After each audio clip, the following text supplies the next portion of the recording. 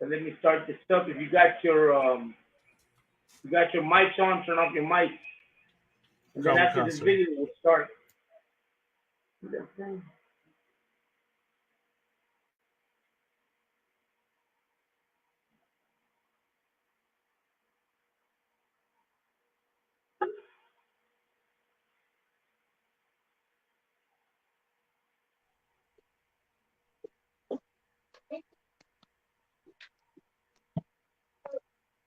So we can't go on the res, huh? Okay, pues ni modo.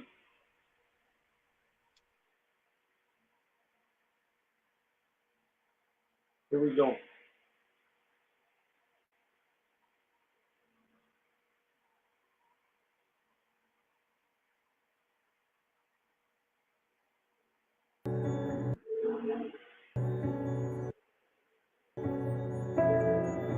Not sure we'll ever get a final answer, but I'm absolutely convinced the number is much higher, perhaps as much as 5 to 10 times as high as that. It's because the records are so poor.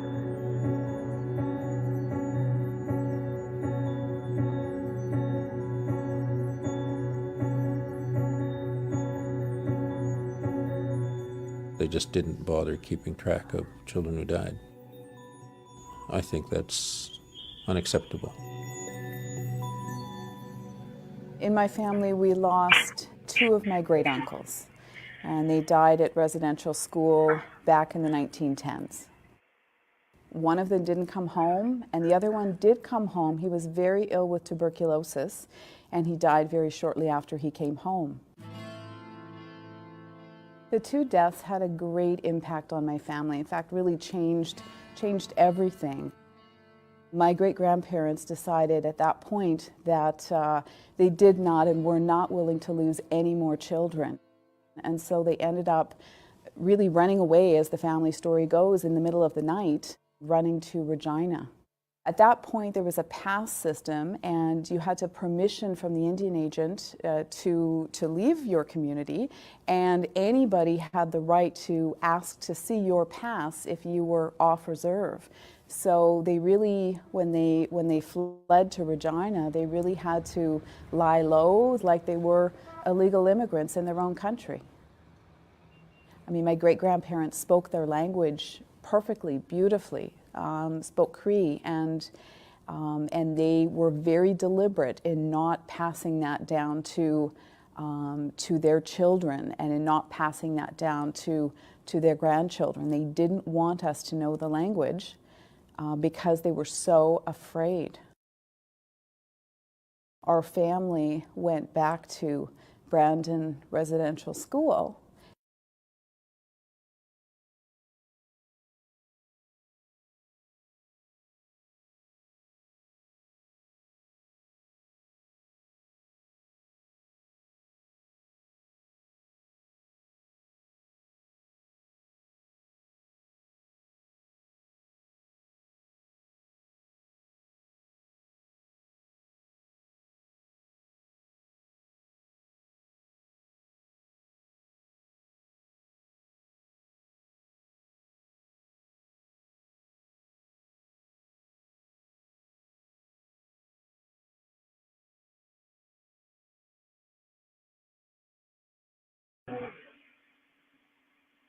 Everybody still there? Con, you had went out for a minute. I couldn't hear you or the show. Yeah, okay, Con. No, we're good. We're back on. We're going back on. Let me get back on here and continue with this. A lot here. We got cut off, but we're back on. We're back on. So let me bring this video back up, and we'll continue from where we left off. It's not working out good. We tried this before.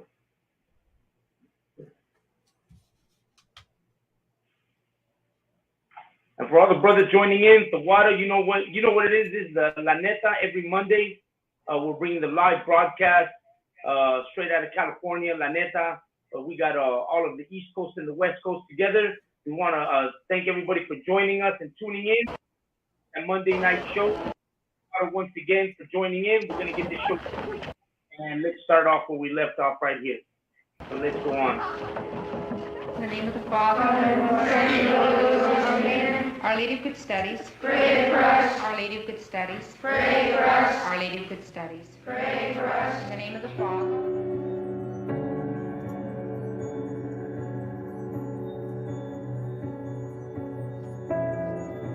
Not sure we'll ever get a final answer, but I'm absolutely convinced the number is much higher, perhaps as much as 5 to 10 times as high as that.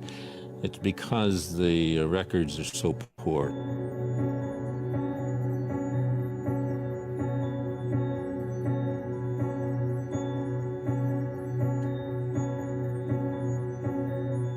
They just didn't bother keeping track of children who died. I think that's unacceptable. In my family, we lost 2 of my great uncles, and they died at residential school back in the 1910s. One of them didn't come home, and the other one did come home. He was very ill with tuberculosis, and he died very shortly after he came home. The 2 deaths had a great impact on my family. In fact, really changed everything. My great-grandparents decided at that point that they did not and were not willing to lose any more children. And so they ended up really running away, as the family story goes, in the middle of the night, running to Regina. At that point, there was a pass system, and you had to permission from the Indian agent to leave your community, and anybody had the right to ask to see your pass if you were off reserve. So they really, when they fled to Regina, they really had to lie low like they were illegal immigrants in their own country. I mean, my great-grandparents spoke their language perfectly, beautifully, spoke Cree, and they were very deliberate in not passing that down to their children and in not passing that down to their grandchildren. They didn't want us to know the language because they were so afraid. Our family went back to Brandon Residential School to just walk through it and to be there, to try and do something small to honor them, to honor their loss, just to walk where they had walked, to be where they had last been.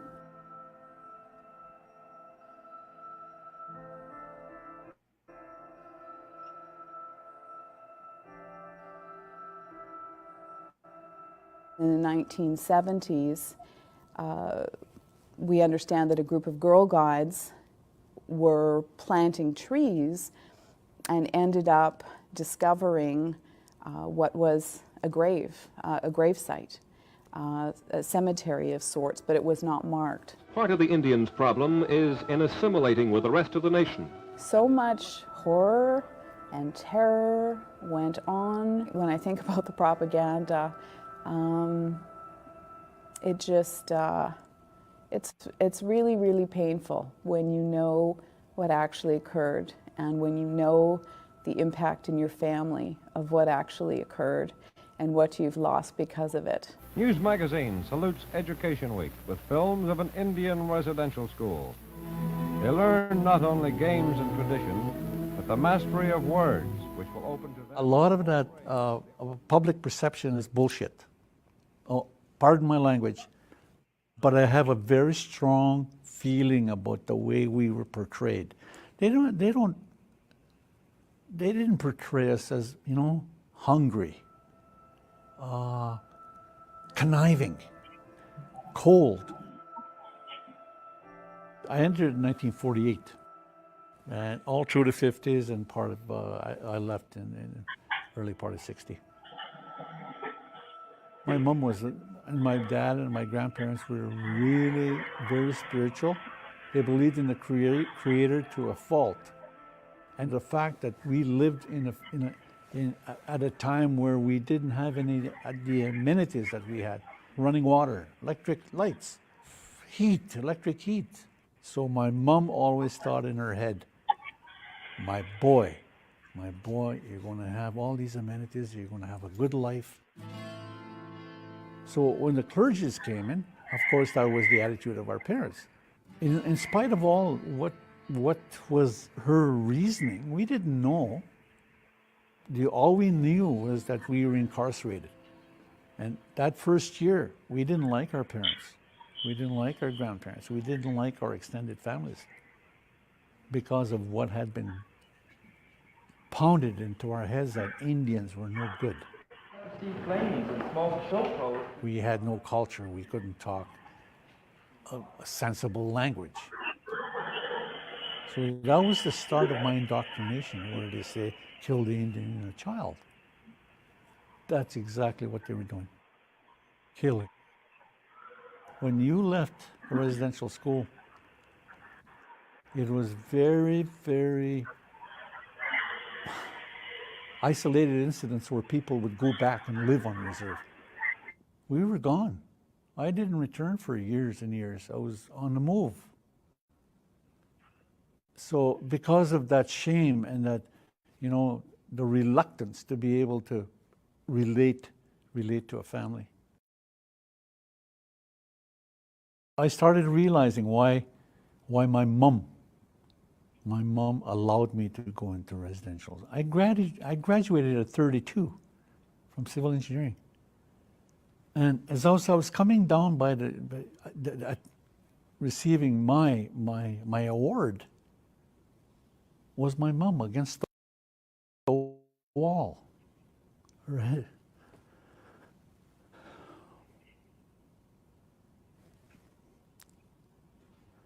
I'm sorry. I've told this story before, but I think that's the most significant. That's the hardest thing to be able to realize, that my mom, almost 1,000 miles away, I was graduated. I graduated in Alberta, and my mom was living in Fort Alexander, just north of Winnipeg here. Who should be sitting against the wall?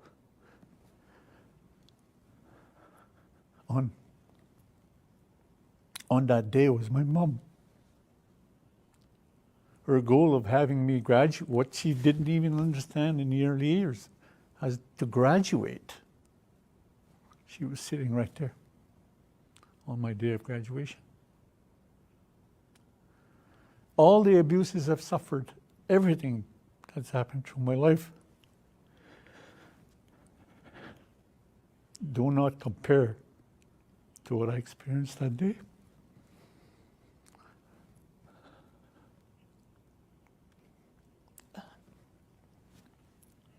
I shouldn't react the way I do with this idea, but I think my whole life, the whole purpose of why I got incarcerated, the whole reasoning sits on that scene.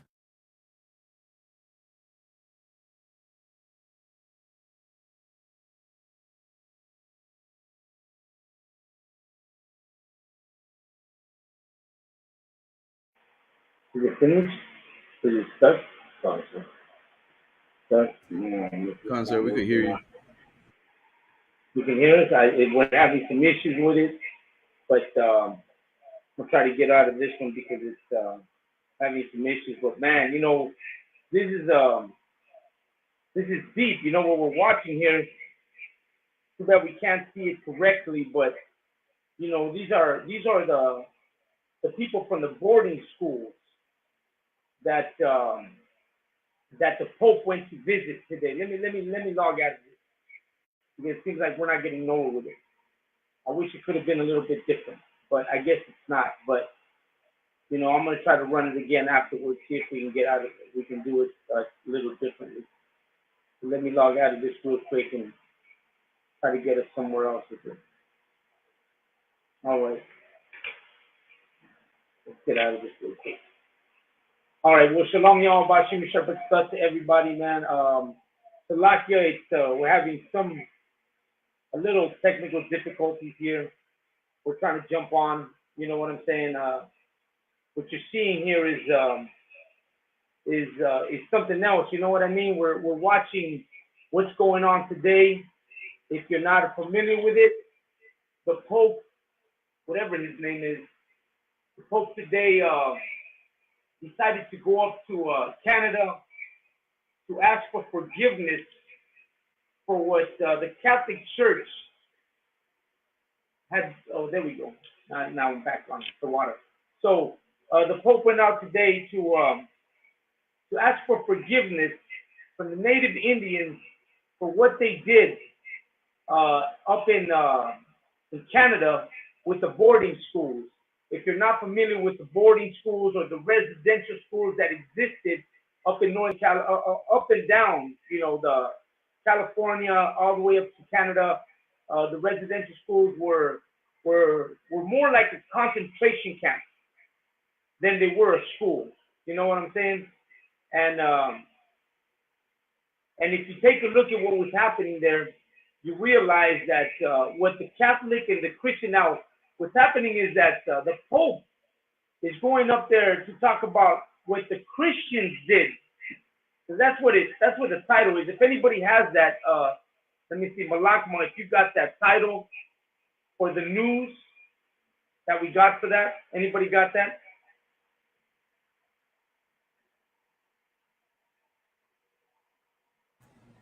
Sir, give us a second real quick. Got it. If you got the video, Malakma, can you hear me? Sir. Okay. Can you hear me, Adawan? No, we can hear you. We're good. We're good. We're back on once again.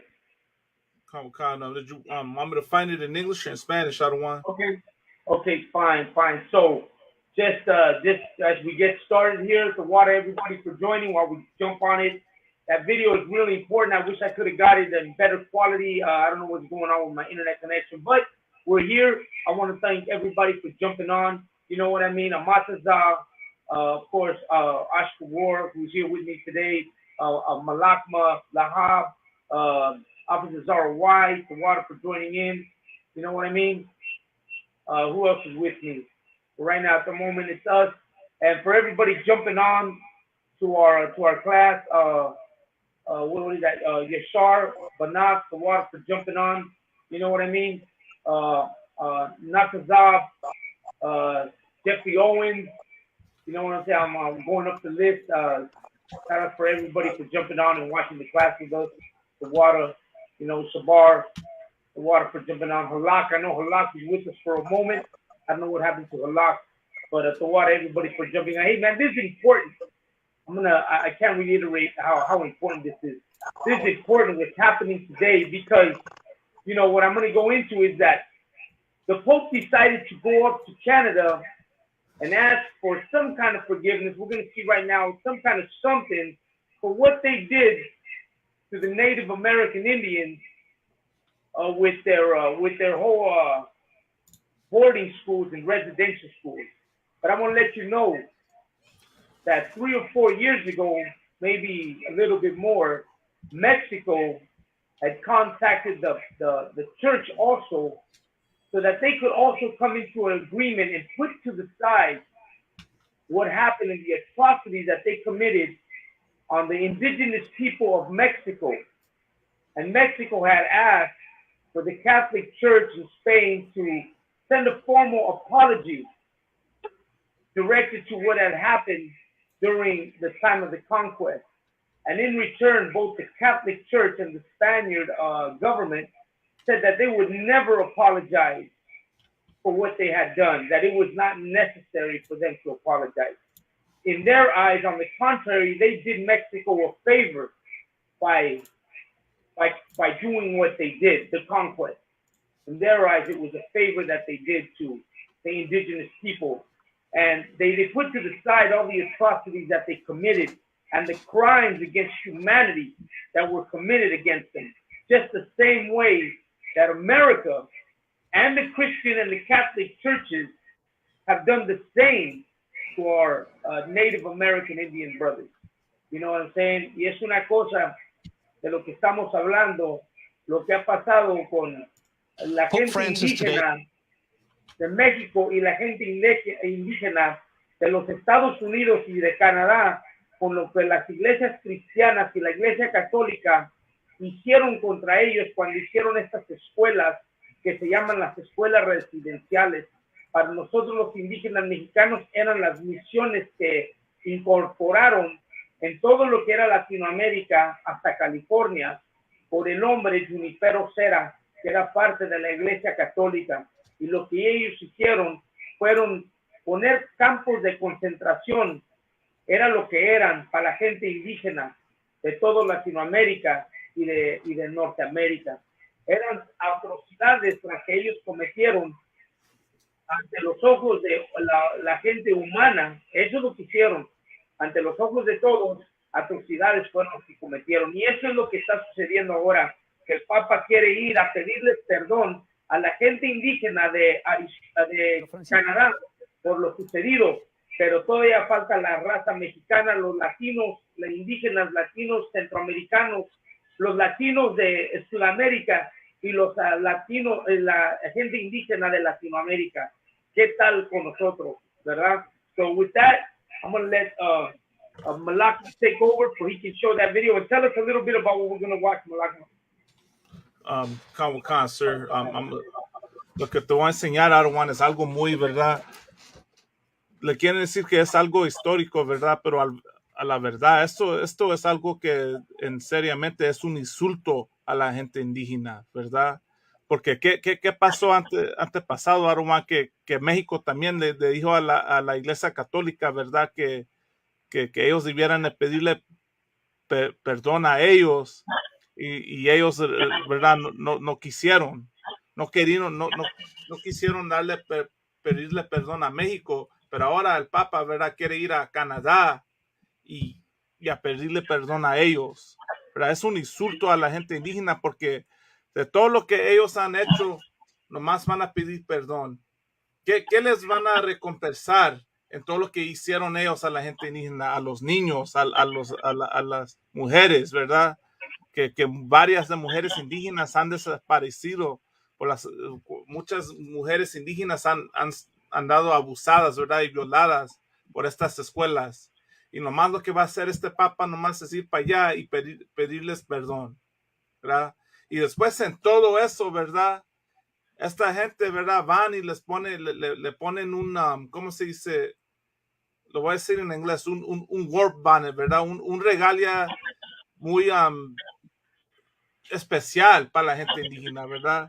Y la comunidad indígena están muy protectivos, muy defensiva a quienes, ¿verdad? Se ponen esa regalia, ¿verdad? Y ahí para ponerle a como digo, es algo muy, muy, muy horrible y un día triste para la raza, ¿verdad? Y para la gente indígena.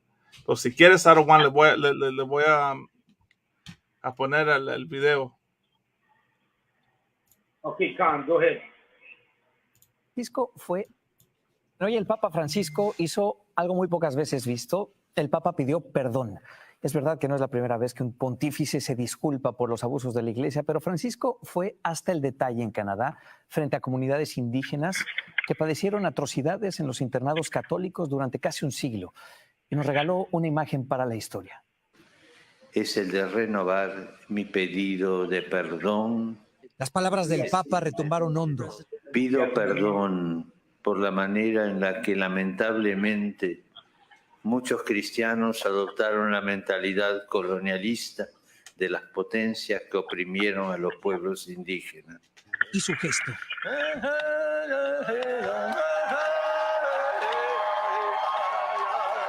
Un penacho de plumas blancas sobre la sotana, también blanca, fue un símbolo histórico de humildad y compromiso. Así, el Papa Francisco pidió perdón a los pueblos indígenas canadienses. Una disculpa por el papel de la Iglesia Católica en los internados para las comunidades nativas. Miles de menores sufrieron abusos en estas residencias, diseñadas para borrar las culturas ancestrales. El gobierno canadiense después reconoció los abusos físicos y sexuales cometidos en estos sitios. Quisiera repetir con vergüenza y claridad. Pido perdón humildemente por el mal que tantos cristianos cometieron contra los pueblos indígenas. Por eso, las palabras del Papa fueron un bálsamo para una herida que sigue abierta. It's a mixed feeling. Fue una disculpa genuina, dice Bruce Cudknife, sobreviviente del sistema de abuso. Esta es una fotografía de él cuando era un niño y asistía a uno de estos internados. El trauma ha sido tal que muchos de los sobrevivientes padecen problemas de salud mental y abusos de sustancias. Pero hoy, Francisco fue recibido con una fiesta. Su visita era un reclamo de los grupos indígenas canadienses. Llegó en silla de ruedas, un poco debilitado como se le ha visto en las últimas semanas, pero con un mensaje potente y una oración en el cementerio. Silencio en el Campo Santo. Reflexión. Es indispensable recordar el daño hecho, dijo el Papa. Aunque duela, nunca olvidar para nunca volver a permitirlo. Okay. Now, I'm going to say this, man. I got to say this, that, you know, the images that we're watching is Native American Indian, you know, like, man, I don't know. Well, what do you think, man? I think I would not allow that. You know, I seen the Pope. Let me see if I got any pictures, because I'm seeing the Pope, man. This is ridiculous. I'm seeing the Pope wearing a headpiece. You know what I'm saying? Like, are we seeing the Pope wearing a headpiece? Did the Native American Indians actually give the Pope a headpiece for him to wear?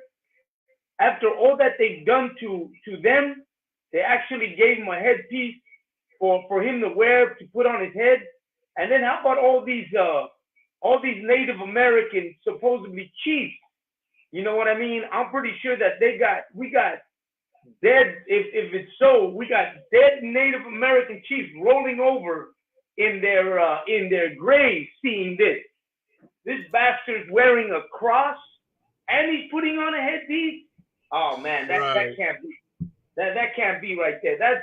That's like, I posted up today, man. That's like a devil, right? Wearing one of our garments, one of the brothers from the UPK, and this devil calls us up and we give him a garment of our own. Never. We could never do that. You know what? That garment has to be burned if some devil was to ever wear our garment. If the devil was to ever, you know, put my headpiece on, my beret on, carnal, I would burn that headpiece. That headpiece is no good to me no more. It's garbage because this bastard put it on his head. And you know what? This is exactly what we're seeing here. We're seeing the Native American Indian brothers honoring him, because that's an honor right there. Man, I'm going to say this, Malakma, you know this very well. We've had Native American Indian brothers come on the show and come against us for speaking against them. You know what I'm saying? And now we're seeing this right here. Man, Yashikar or anybody, please interrupt me, man. You know what I'm saying? Go right there. Real quick. Salaki, I just want to say real quick, right now, I'm gonna say it in English and then I'm gonna say it in Spanish. You would never. Can you look at the outrage of this image? Look at it like this. Can you imagine if Osama bin Laden, right, was still alive today, right, and went to the families, right, of the victims that died on that day and apologized to them, and then America, right, puts the Purple Heart on Osama bin Laden. Can you imagine the outrage and the disgust? Well, that's exactly what this is right here. You know, when you see him wearing that headpiece, right? Because it's an outrage to me and offensive because of all the hatred and backlash we get from the Native American community. Us over here, we're always accused of supposedly, you know, we're committing indigenous erasure. We're appropriating indigenous culture. When you see a Jew, you know, when you see the brothers in our school rocking that same headpiece, the Native American community comes hard at us, right? But all of a sudden, you got these chiefs putting it on the Pope. So my question is, where is anger and the outrage from the Native American community to call this out? Because this right here, that's the embodiment of indigenous erasure. They literally try to erase your culture. They literally try to beat it out of you. And when I'm over here telling you, you God's chosen people, now it's a problem. Now I'm the one that's a threat to your tribe, to your indigenous nation. Man, make it make sense, ¿verdad? ¿Qué sentido tiene ese, verdad, a la gente indígena que se ofenden con nosotros, ¿verdad? Cuando nosotros le decimos a ustedes que ustedes son la gente, ¿verdad? El pueblo de Israel, la gente favorita del más altísimo, ¿verdad? Imagínate, ¿verdad? El gran insulto si las víctimas si Osama Bin Laden estaba vivo hoy y fuera a las víctimas de 9/11 y les pidió perdón, nomás a pedirles perdón. ¿Tú crees que será justo eso? Y después al fin que los Estados Unidos le pondrá un honor a Osama Bin Laden por lo que hizo él. Es la misma cosa, ¿verdad? Y muchos de ustedes se ofendan y se enojan con nosotros cuando yo te digo que tú eres una israelita, que yo te estoy tratando de borrar tu cultura, que yo estoy, ¿verdad? Quitando, copiando y como dice, usando algo que supuestamente no es mío. Pero bien a este gringo aquí, ¿verdad? El Papa, está bien que él se ponga esa cosa, ¿verdad? ¿Cómo se dice? El broche de plumas. Eso está bien, ¿verdad? Cuando es un gringo. Pero cuando es tu hermano, tu misma raza, ahora es un problema. Entonces, es la que le voy a dar el piso al próximo carnal. Khan, who has something to say, man? Jump in. You know what I'm saying? This is the time right now. Who's got something to say?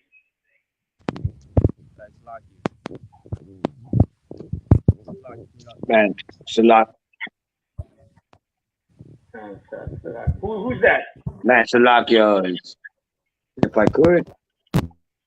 Can you hear me, sir? Yashikar, go ahead. Yashikar, got you on. Go ahead, carnal. Most High in Christ. Go ahead. Shalom, Lord in Christ. Lo que yo miro aquí es una de las más grandes estupideces que han pasado en estos tiempos. ¿Cómo esta gente nativa va a perdonar a un violador, a un asesino, que solamente va para allá con ellos para infiltrar, para ver qué más puede destruir? Estos opresores son unos animales y no pueden ser confiados. No pueden confiar en animales así. Son unas bestias. ¿Cómo pueden confiar ustedes en una persona que abusa sexualmente de niños? Porque de eso se tratan estas iglesias católicas, cristianas, toda la misma basura.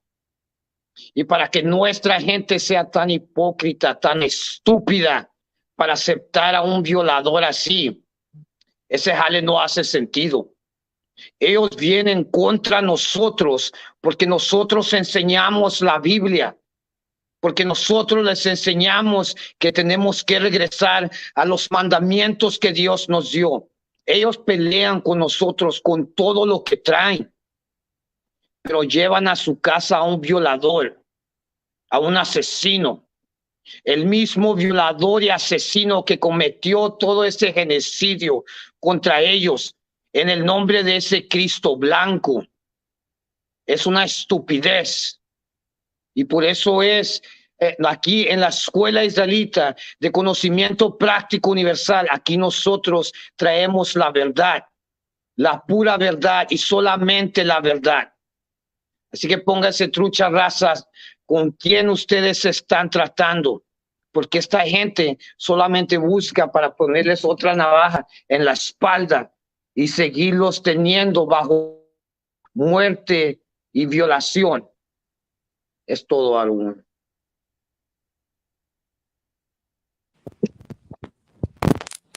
Hey, Slack, y'all, can y'all hear me? Can we can hear you. Okay, Slack, if I could real quick, you know, it's just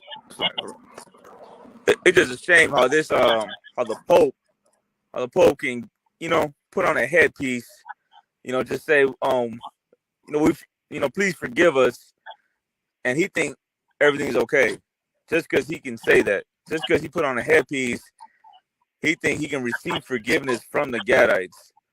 And what Malakma said was super heavy. Yashkari, what you said was heavy as well.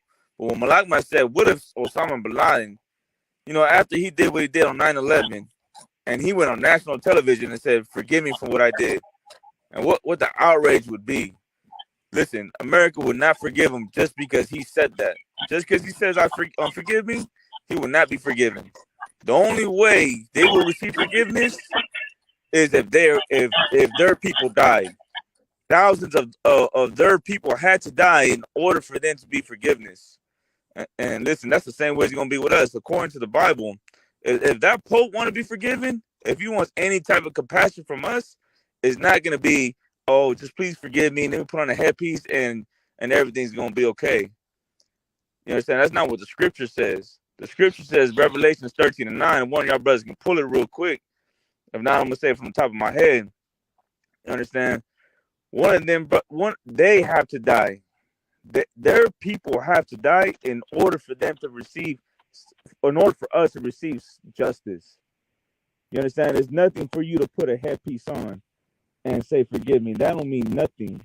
What means something is your people dying, and that's what we need. We need your people to die by the millions and by the thousands, the way our people died for the millions of thousands. Other than that, that headpiece, those words that come out your mouth don't mean anything, and it's a joke. And he looks at us as a joke. He looks at the Gadites and the Native American Indians as a joke, because he knows that he can be forgiven if he puts on a headpiece. And I want to add this to it, just kind of sidebar. There's Uncle Toms in every tribe. There's Uncle Toms in the tribe of Judah, so-called black man. There's Uncle Toms in Mexicans, and there's Uncle Toms in the Native American Indians. And we got to understand that. We got to hold those Uncle Toms accountable and separate ourselves. You know that scripture says, mark them. Well, you should mark them. And mark those Native American Indians who side with the so-called white man, who side with the Pope. And it has to be known that they are not a part of us, that they are not one of us. They are against us. There's a lot of Native American Indians that don't care about Native American Indians. Now, I guarantee you that those chiefs that allowed them to put on that headpiece do not live on reservations. They aren't the ones without water and food, living in the middle of nowhere, getting killed by cops, getting harassed by cops. These cats right here probably have casinos and, living good life. Those cats don't represent them Gadites. Them chiefs don't represent those Native American Indians. You understand? Anybody got that scripture? If I could. I got it, sir. Whoever got it, go ahead and pull it. Revelations chapter 13, verse 9. If any man have an ear, let him hear. The scripture says this: if anybody have any understanding, this is the New Testament. If any man has any understanding, understand this. Go ahead. Verse 10. He that leadeth into captivity shall go into captivity. Lead a people into captivity. If you lead a people into slavery, go ahead. Shall go into captivity. There you go, right there. That's all. Listen, you want to be forgiven? Okay, no sweat. You can be forgiven, but you need to be in chains. That's the whole point right there. That Pope need to be in chains. He need a chain around his neck, chains around his arms. Go ahead.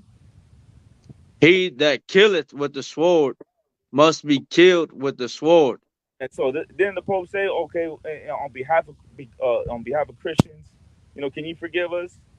Well, listen, them Christians done killed thousands and millions of Native American Indians, killed millions of Mexicans, killed millions of Central Americans and South Americans. Right. So if you killed our people by the millions, listen, man, it's only fair that a million of y'all die. It's only fair that thousands and millions of your people die as well and go into slavery. You understand? And that's what the scripture says. Go ahead. Come. Here is the patience and the faith of the saints. Man, who are them saints? Them saints is us. Them saints are Israelites.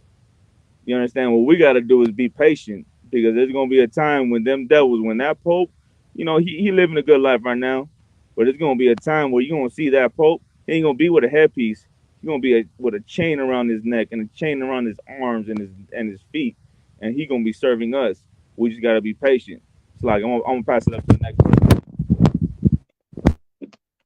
say something, Lahab is absolutely right, but because what we're seeing here is the so-called elders. That's what they call them, right? That's what the native Indians call them, elders. They're accepting the apology from someone who is not genuine, because these people are not genuine. This is not the first time nor the last time that they're gonna commit atrocities on these people. Let me tell you something. This Pope, this church, the Catholic Church, they well knew what the indigenous people were going through up in North Dakota when they were bringing that pipeline through their Indian territory. And the Catholic Church well knew how the people were being treated, how they were being abused up there trying to save their land. And they did not step in to do anything to help them. But now that the heat has come up, the reason why this bastard has decided to go up to Canada is because of all the burial grounds that they've been finding. Not one, not two, not three, but 100. That lady that you saw, that video that I played it because she said that they were out planting trees, correct? When they dug up graveyards of where children were buried. I had a sister who said children were electrocuted inside of the boarding schools, the residential schools, and that's a true story. The electric chair was first placed there in the indigenous schools to force children to leave their culture, forget their language, cut their hair. These are the things they used to do to them in order for them to give up their indigenous background. And they're not doing it because they have some kind of remorse or feel sorry for what they do. No, they do it because they know that right now the Catholic Church is in a position where they're being exposed for all the atrocities that they've committed on the indigenous people of Canada. And let me tell you something, the reason we're speaking about it also is because I always speak of my indigenous brothers and sisters, because they are brothers. But I also know that Latin America and my indigenous brothers from Central and South America and Mexico and California Mexican Indians, we all went through the same thing. And I don't see anybody apologizing to us, but the reason is because they've changed our story. They said that we ourselves sacrifice thousands of children a day in our rituals. They themselves said that the Aztecs would cut out their hearts and sacrifice them, and they even made movies. Who's that bastard that made that movie, Apocalypto, showing that the Mel Gibson. Mel Gibson, the casualties of our people and how we murdered our own people. Those are lies told through history so that people can think that we were savages. Well, the black man, they call the black man a savage. They call the Native American Indian a savage. In I think it's where is this? Florida.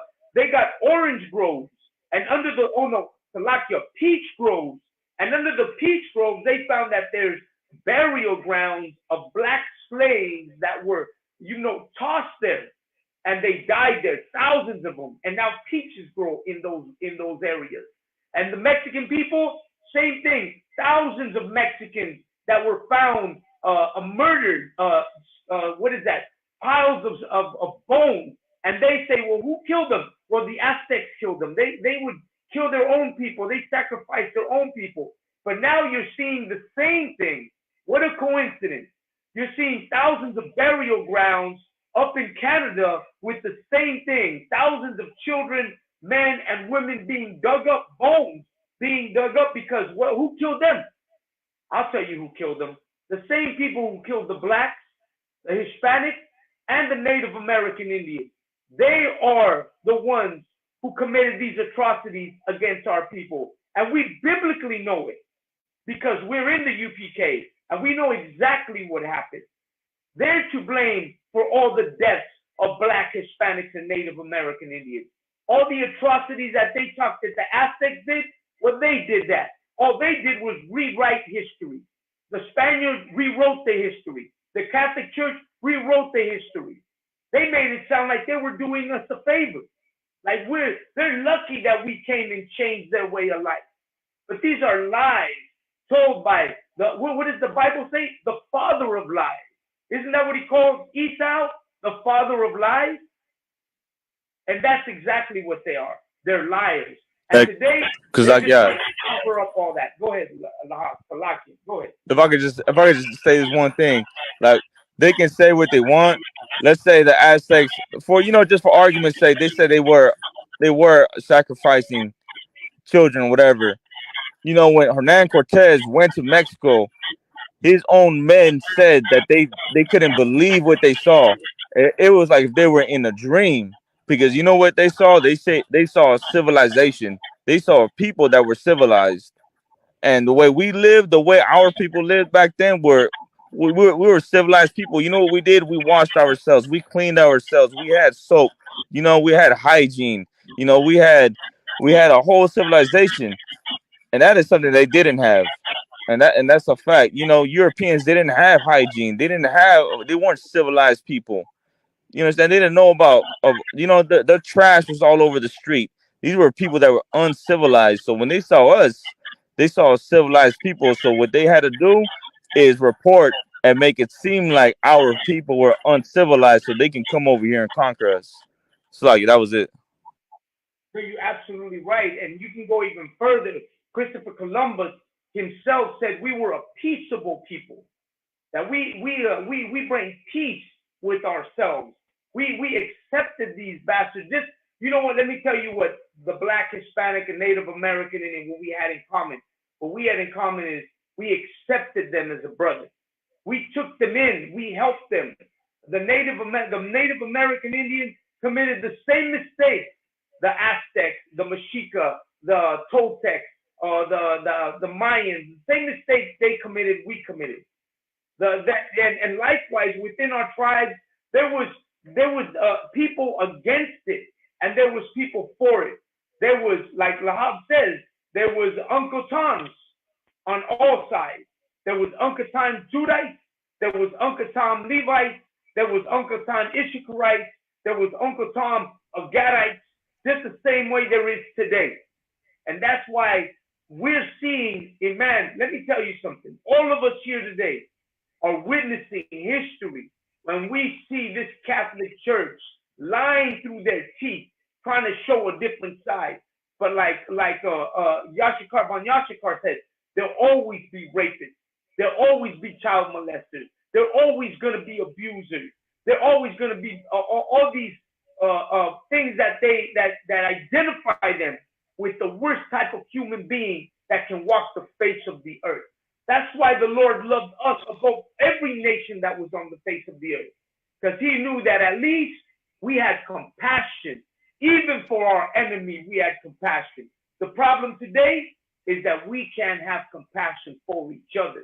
And we show compassion to these bastards. We show compassion to these people who come in here. And what does the Bible say? He has what does that say? His words were sweeter than butter, but war is in his heart. Smoother than butter. Oh, smoother than butter, but war is in his heart.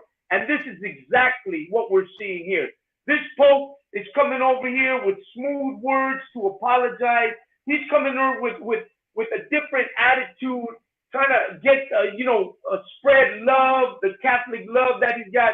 But he's committing, let me tell you what these Native American Indian chiefs are doing. And if you can take off that banner real quick, the like Sonia and Sawada for the comment, Sonia Ross, but take that off for a second, whoever put that up. I want to show you something in this picture.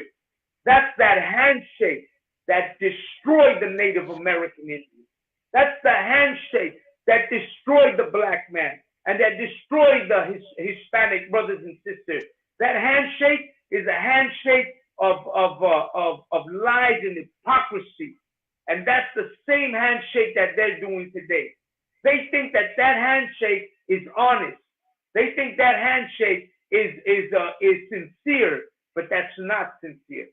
That's a lie. That's the way that we've always been entangled in the lies and the deceit that these people have brought with them for over 600 years, since 1492, for Hispanic brothers and sisters. You know what I'm saying? That's the lie that they bring to us. Anybody can jump in, man. Go right ahead. Yes, sir. I got a precept Go ahead. for that handshakes, especially for that. You know what I'm saying? And the precept that you were quoting is in Psalms 56, verse 20, and it says, "He hath put forth his hand against such as be at peace with him. He hath broken his covenant. The words of his mouth were smoother than butter, but war is in his heart. His words were softer than oil, yet were they drawn swords." You know what I'm saying? And that's how it's always gonna be with these, you know what I'm saying? With these heathens, with these other nations. It's always gonna be trying to get along. But in the back of their head, like you know what I'm saying, like Lahab was bringing out, Cortez, you know what I'm saying, in the same time as he was receiving all these gifts from, you know what I'm saying, the indigenous people, right, from our brothers and sisters, he was receiving all these gifts, and in the back of his mind, you know what he was thinking? Man, these people will be good servants, good slaves. And as he was writing letters to, you know what I'm saying, to that queen, all he asked for was 50 men. You know what I'm saying? Because all they had was what, sticks or you know what I'm saying? That was their weapons, right? And he thought that he could easily conquer us. You know what I'm saying? And understand this, for any brother out there, any sister out, you know what I'm saying? Anybody out there trying to, you know what I'm saying, thinking that this war is a carnal war. This is not a carnal war, man. It's a spiritual war. You know what I'm saying? It's a spiritual war that we're fighting in this earth against our oppressor. Like, all these religions make you blind to that. All these religions make you blind to reality. You know what I'm saying? Because they want you to be at peace with them. But that spiritual war, that war where it's peace should have been a long time ago, man. You know what I'm saying? That peace should have been a long time ago, but we done with peace. What is there to talk about? What is there to be at peace with? And that's why when Lahab said, which is absolutely right, there's a Theo Tomas in every tribe, man. There's always that one traitor. There's always that one man, the one coward, I'm gonna say it like that. There's always that one coward that would rather be at peace with the enemy, man. Rather feel safe next to, you know what I'm saying, the slave master. But guess what? How are you gonna be safe with the slave master when he has his foot on your neck? How? What is there to talk about? What is there to be at peace with? There's no getting along with these other nations. That's why the Most High made us a holy people. That's why he said that we are a holy people and we are to be separate. You know what I'm saying? How do you keep something pure? How do you keep something clean? You separate it from everything else that is disgusting in the face of this earth. And all these other nations, that's all they bring to the table, is an abomination. That's why when we join them, that's why when we love them, that's why when we try to get along with them, guess what happens? They start killing us. And then they make a mockery out of us. Then they laugh at us. It's time to stop being weak, man. It's time to stop being so weak and thinking that the only solution is to get along with everybody, man. That's not it, man. You gotta fight for what's yours, man. Look at all these other nations. Did they ever come together and say, did Ukraine and Russia come together and say, let's be at peace? No, they're going to war. They're going to war for peace. Well, guess what? We need to go to war for that same peace, man. And I'm not talking about that physical, you know what I'm saying, carnal. That's not going to get you so far. You know what I'm saying? That's only going to get you so far. It's not even going to do anything. But leaving that Christian church alone, man. Leaving that Catholic church alone. Leaving that Pope alone, man. Because this is the face. This is the face that destroyed so many of our Native American brothers, man. And we should be mad at that. We should be angry. We should refuse the Christian church, man, for what they have done to our brothers and sisters.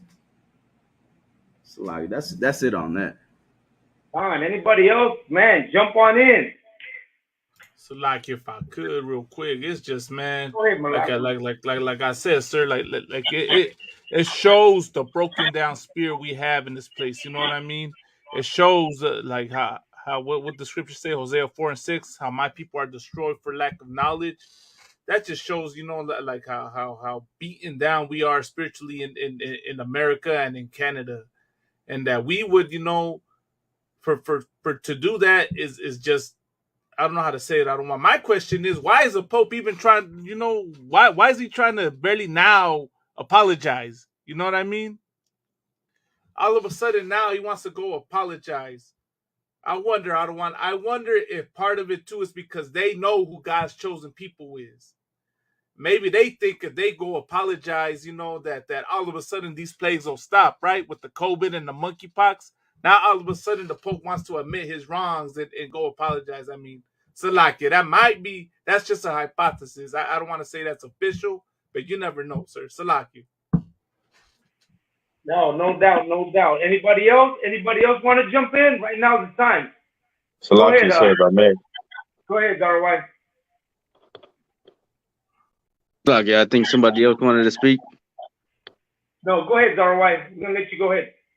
Okay, Khan. I wanted to bring out this precept, Deuteronomy 32:7. It says, "Remember the days of old, consider the years of many generations." Like that's something our Gadite brothers need to remember. You know, like the precept the brother was bringing out. You know, that war is in their heart always. They break their treaties. You know, every treaty that they made with our Gadite brothers, they broke. You know, our brothers need to remember the days of old. Salakia. That's all I wanted to say. Man, no, absolutely. You're absolutely right. And you know what? Let me tell you something, man. You have Native American Indian chiefs of the past who committed suicide because they chose to join what they called the white man, right? In his effort to supposedly show peace to them. They got the story of Three Bears. Three Bears was one perfect example of an Indian chief who, just like the ones we're seeing here, right, decided to join up with their enemy because they thought it would do better for their nation. Let me get a good picture of these people. Salakia. Let me get a good picture. Good. Here No, we that's go. just disgusting. So you got Three Bears. Let me tell you the story of Three Bears. Three Bears saw what was going on with the nation, and he saw how many of the nations were dying because they were opposing joining with the white man. You know what I'm saying? And so what Three Bears did, he thought he could save his nation and his people by joining with the white man, and by taking his offering of the reservations, of the food portions, of the wine, of the medicine, of all these things that they offered him in exchange for them becoming part of the nation that they were building. And what really happened was that they put Three Bears and his people on a reservation, and they gave them poison rations, and they gave them the wine, and they gave them the medicine, and they gave them food that was rotten, and they gave them blankets that were with chicken pox, and they gave them the things that destroyed his people. They went through the whole thing, and when Three Bears saw what was happening to his people, he was shameful for what he had done. And so what Three Bears did was he decided to starve himself to death. And that's how three bears ended his life because he knew that he had put his people through something that he was ashamed of doing. And that was shaking that white man's hand and coming into an agreement and a treaty with the devil himself. And let me tell you, black people, y'all ain't too far, my Judite brothers, because if I remember correctly, in the end, right, Martin Luther King himself said in his own words, I believe that I had sold my people in a burning house. Something to that. Isn't that what he said? Concert. I believe I sold my people to a burning house. So he himself knew he had sold out his people to an enemy. And let me tell you something, Hispanic people, you ain't too far away either. Because Moctezuma himself knew that by bringing Cortez into his court, which was a sacred place for only the Tlatonis, the king, he knew that he had ruined what they had established as sacred for them, separate from all their enemies. And in the end, because he bring that man Cortez into his house, into his palace, into his kingdom, they lost it all.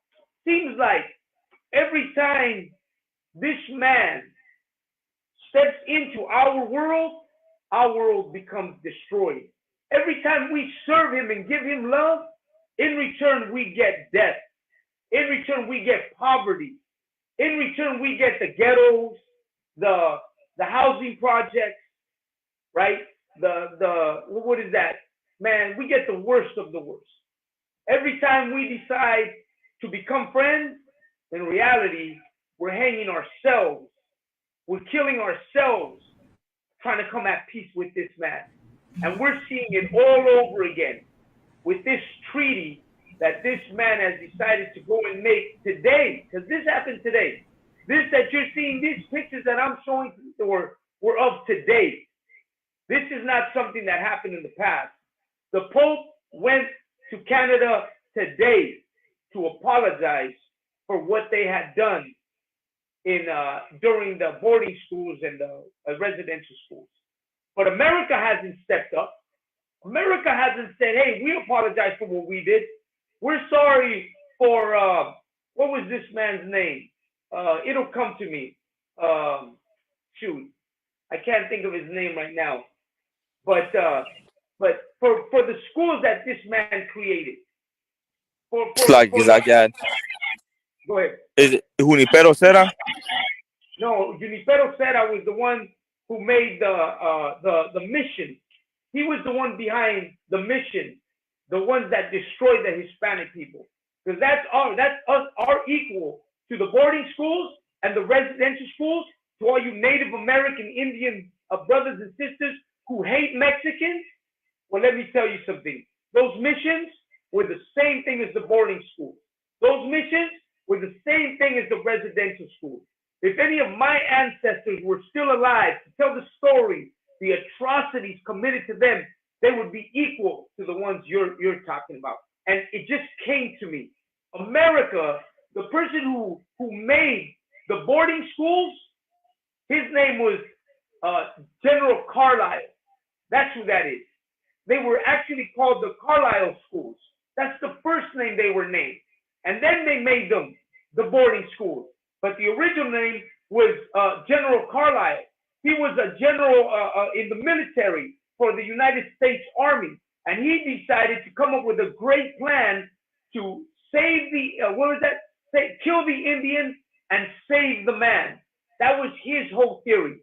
Kill the Indian, save the man. That's Carlisle, who made those words, who decided that the native Indian was a savage and he needed to be destroyed. And their children needed to be put into these schools and re-educated and become American. And instead, what they really did was commit atrocities and murder and rape and molestation and cause them to commit suicide. That's what they really did. Once again, when we come together with these people, but the Lord told us that. We knew that already. The Lord had warned us about these people. But yet here we are, Uncle Tom's, right? Tío Tomás, trying to kiss up to our enemy, trying to be part of that world. We still call ourselves Mexican American. We still want to call ourselves Native American Indian. We still want to use the term Black American, knowing that America is a poison to our people. Salakia, go ahead, whoever wants to jump in. Salakia, I don't want if I could. Go ahead. Si podría, I don't want. Nomás es lo que estás diciendo, ¿verdad? Pesa mucho. Y aquí, con esta situación, ¿verdad? Si la raza y si la gente indígena no quieren creer, pues aquí hay más prueba que la Biblia es la historia de ustedes. Que ustedes en serio son las israelitas de la Biblia, ¿verdad? Y te voy a enseñar un verso en la Biblia, ¿verdad? Para enseñar ¿verdad? La situación, a describir, ¿verdad? La actitud que nosotros tenemos, ¿verdad? Como una raza de gente.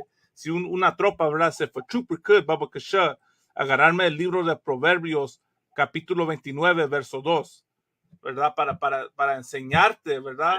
El espíritu que nosotros tenemos, ¿verdad? Como una raza de gente, porque como nuestros hermanos indígenas, ¿verdad? Bien pueden aceptar el perdón de este papa, ¿verdad?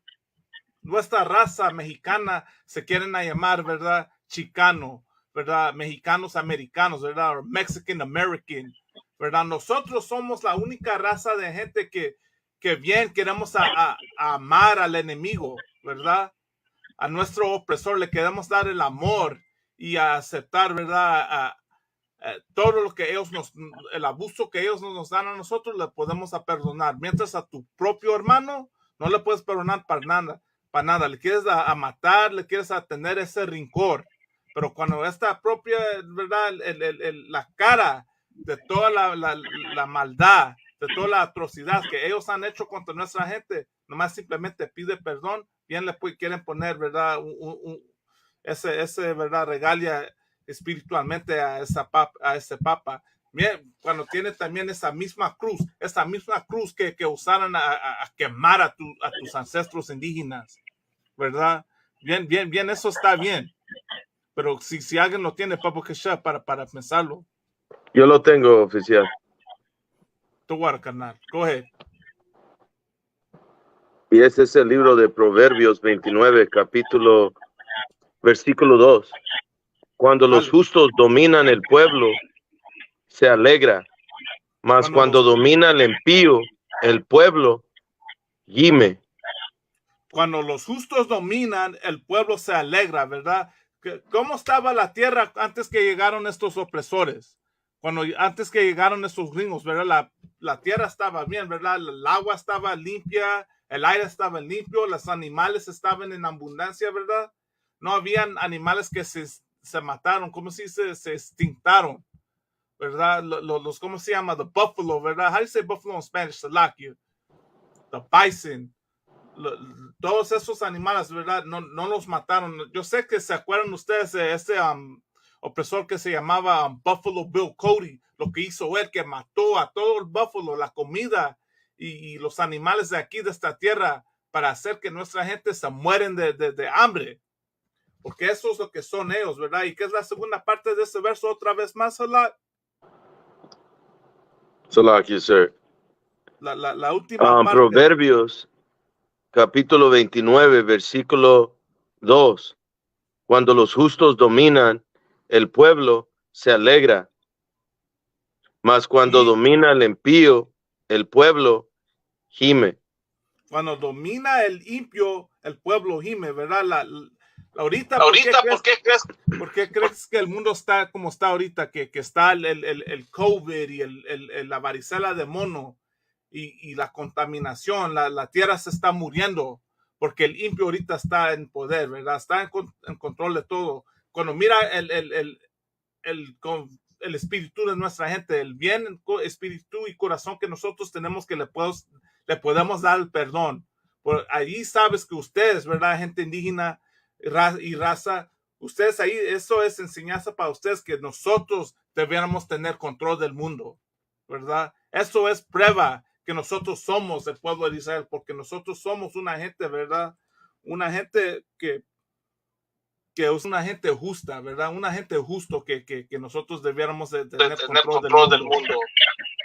Y por eso es que nosotros no tenemos rencor contra esos opresores, pero sí bien tenemos rencor contra nuestro hermano. Porque es miedo, tenemos miedo a este opresor por todo el abuso que ellos han hecho contra nosotros, ¿verdad? Y la Biblia dice que nosotros no debiéramos de tener temor a ellos, pero más al más altísimo. Y si nosotros regresáramos aquí a nuestra cultura verdadera, aquí en el ISUPK, ustedes entenderán el problema con lo que está pasando. Ahora le voy a regresar el piso al próximo carnal. Like. All right. Anybody got anything to say? Anybody want to jump in?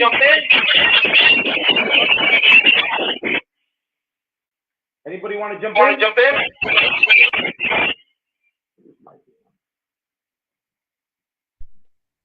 Okay. Whose mic is on? Everybody shut up your mic, please. Yeah, that's Halak. Halak, your mic is it's catching a lot of feedback. I think you got your mic is on mute, sir. Got your mic off, Halak?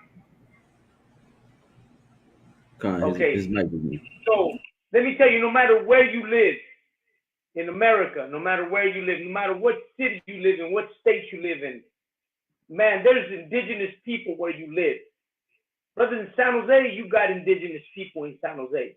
Actually, San Jose got one hell of a story for the indigenous people. You know, Junipero Serra just so happened to travel up and down the California coast. That's why we have that, what is that? El Camino Real. I know people in California heard of that, Camino Real. I know you drive up the coast and you see these bells that are on the side of the road where you're driving up the 101. As you're driving, you see these little bells hanging, and they say Camino Real. That's the story that they gave to the settlers that were coming over here and made it sound like it was some fantastic fantasy place, El Camino Real, where they showed all the missions and the beautiful seaside and the beautiful trees and the prairies and the redwoods and the whole goddamn thing they showed.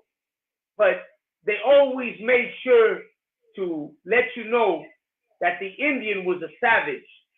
Amongst all the beauty that the Indian managed to keep, on their side of the story, we were the savages. We were the destructive people.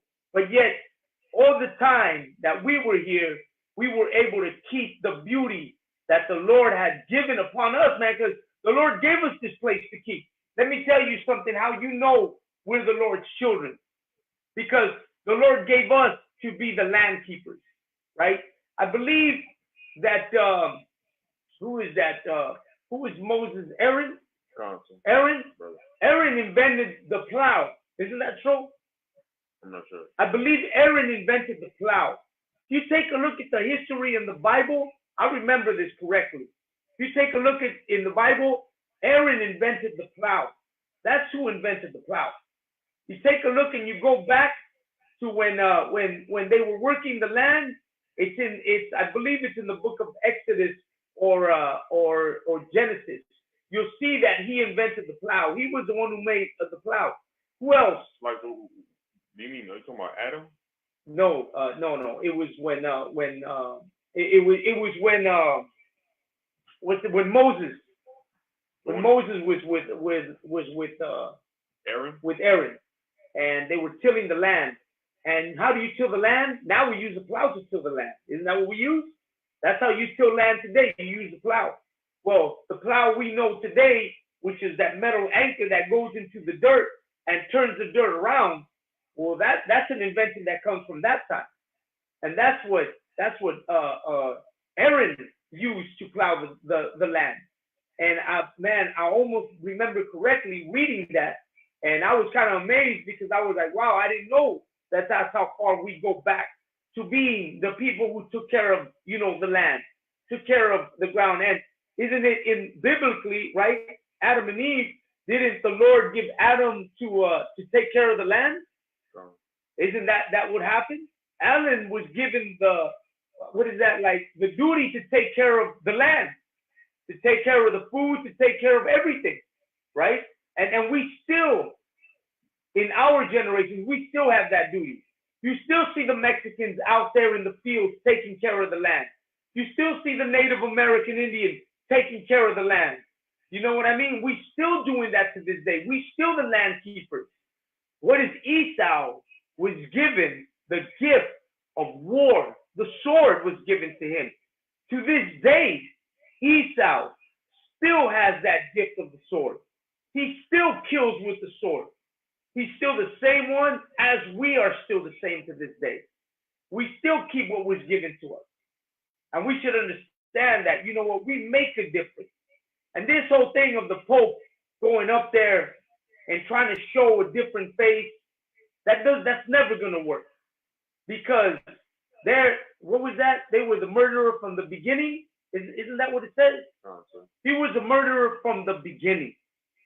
All those, when he went up there to Canada, he's going up there to see the atrocity that his people committed.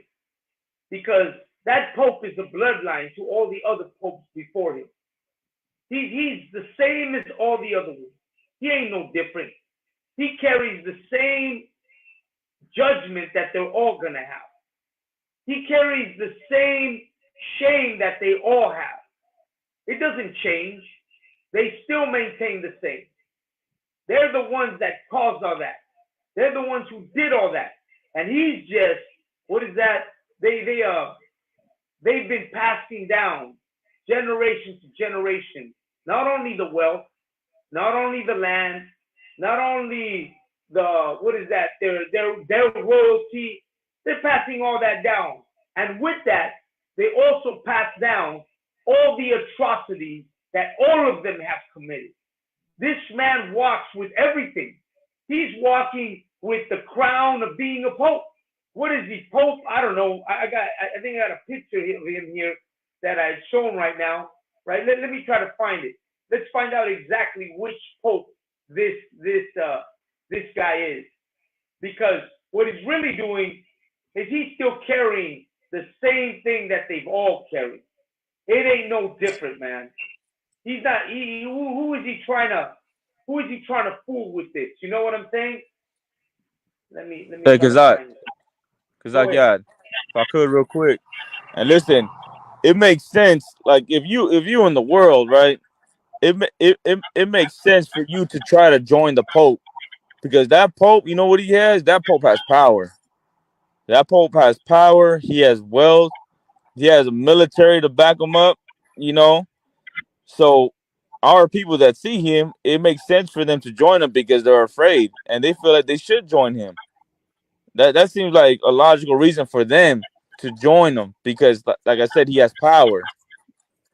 But listen, like there's also another side you could join. You ain't gotta join the Pope if you have anger in you and you're extremely furious about what the Pope did to your people, about what the Pope did to the Gadites, the Native American Indians, the Ishkarites, the Mexicans, Zebulon, Salvadoran, and Guatemala, South America. If you angry about what they did to our people, man, you got the UPK. You ain't got to join the Pope. You can join us. You can join Commanding General Hana, the Israelite School UPK, and we're gonna show you how to fight this battle. We're gonna show you how to fight against this beast, because that's what he is. He's a beast. You understand? You ain't gotta be an Uncle Tom. You ain't gotta fall for his his words, man. You come right up in here, man. We're gonna train you up and we're gonna show you how to fight this beast, how to fight this animal, and how to fight for your own people, man. You ain't gotta be weak. You ain't gotta be a traitor to your own people, man. You can be with the UPK Mexico, and you could get down with your brothers, man, and help us build this nation and build this nation up again, man. And that was it. Salaki, if I could, sir, real quick, just to touch on what Officer Lahab said, right? That's pretty heavy because I also want to point this out. You know, while a lot of the raza, right, a lot of our First Nations brothers and sisters are worried about what we teach, about what we say, and get all offended, right? we're right here bringing real issues to you. We're right here talking about and bringing up the real issues about the the insults that nations like this oppressor, the so-called white man and the Pope do to us, right? The atrocities. We talk about the street vendors getting attacked. We also talk about the abortions, man. We're bringing attention to real issues that are really literally erasing us, man. Well, a lot of y'all, don't get me wrong. I understand the anger, but at the same time, what the entertainment industry does, you have to realize that's just their propaganda machine. That's the entertainment industry. But we got a lot more pressing issues that we need to also worry about. So that energy, right?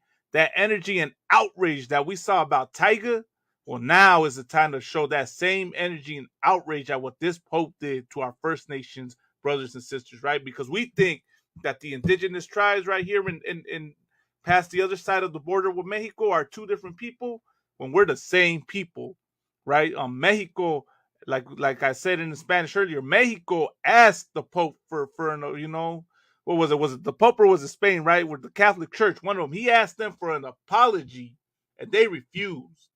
Now this devil wants to come and ask for an apology now in Canada. They didn't even bother to mention the Mexicans, right? Our race. They didn't even bother to mention, the atrocities done in the missions. You know what I mean? Because they do that purposely to make you believe that you're a separate people. Lo hacen adrede, ¿verdad? No, por eso es que no mencionaron, este Papa no mencionó los crímenes que ellos hicieron en México y para abajo en Latinoamérica con la gente indígena de allí. Porque ellos quieren que ustedes creen que son una raza separada cuando somos la misma raza, somos hermanos del norte al sur, somos la misma raza indígena, ¿verdad? Y con nuestros hermanos y hermanas negras que llegaron aquí en esclavitud, ¿verdad? Somos una raza, somos las 12 tribus de Israel y esto lo que está pasando es la prueba. Le doy el piso al próximo carnal.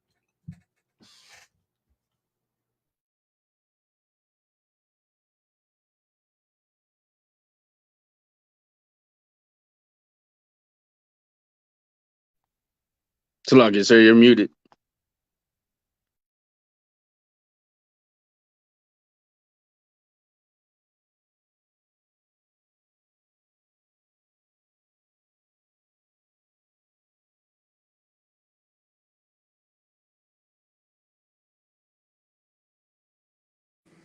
Hey, Slocky, we can. I'm not sure we can hear each other. Salaki, sir, I just heard you. I'm not hearing Officer Kazak yet. Khan, sir, I think he just unmuted his mic. Should be good. Khan, I don't want hold on, give us a second. Slocky, Kazak, we can't hear you. Khan, he can hear us. There you go. There you go. There you go, sir. I can hear you now. Ahora sí me escuchan? Khan. Can you hear me? Khan, sir. But I think it's through my phone. Oh, through your phone? Yeah. Can you hear me now? Khan, sir. Khan, we can hear you. Okay, Khan, okay. What lo que está diciendo el hermano is so true. What this brother's talking about is so true. Is that this institution, the Catholic institution, is trying to mend for something that they did, right? They're trying to mend for something that they did, but they're trying to find a way around it. It's a political stunt, as like the brother said, like Tigger did. Tigger did a political stunt. He did something that was going to help his career, to get viewers, to get people to see him. He's trying to get back on the spotlight. He's a rapper who has done nothing in a long time, and now all of a sudden they did a publicity stunt, right? They did a publicity stunt so that he might be able to get back on top. You know what I'm saying? This is the publicity stunt that this man is doing on this side. The Pope is doing a publicity stunt so that they can get a little bit more recognition, for they can try to ease away from all that's going on with the Catholic Church and all these atrocities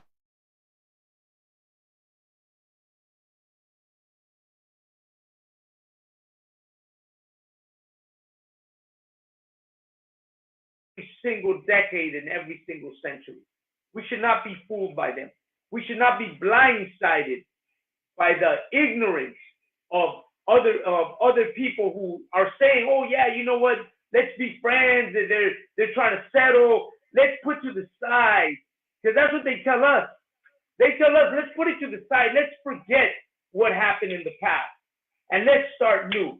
They think that they want us to forget all that they've done to us, all the atrocities, all the murder, all the rape. They want us to forget it. But yet, we still live in the same conditions. We're still number one in the prison system. We're still number one at the bottom of America's bowl. We're still getting beaten, killed in the streets of America. We're still being deported. We're still living in the detention centers. We're still dying in the trucks and the trailers trying to get to America, trying to flee the countries that they destroyed. Todavía estamos tratando de llegar a los Estados Unidos, a ver si nos dan algo de ¿cómo se dirá? Algo de piedad. A ver si podemos conseguir algo de piedad de los Estados Unidos. A ver si nos tienen simpatía, un poquito aunque sea, para dejar que crucemos igual que están cruzando los ucranios. Como a ellos sí los están dejando cruzar, mas a tu gente está muriendo en los desiertos, está ahogándose en el río Bravo, están muriendo en los trailers atrás, en el calor, porque quieren pasar a hacer una vida buena. Y ahora ellos quieren pasar como si ellos son también iguales, unas personas honestas y de cariño y de amor. Son mentiras que dice la Iglesia Católica y las iglesias cristianas.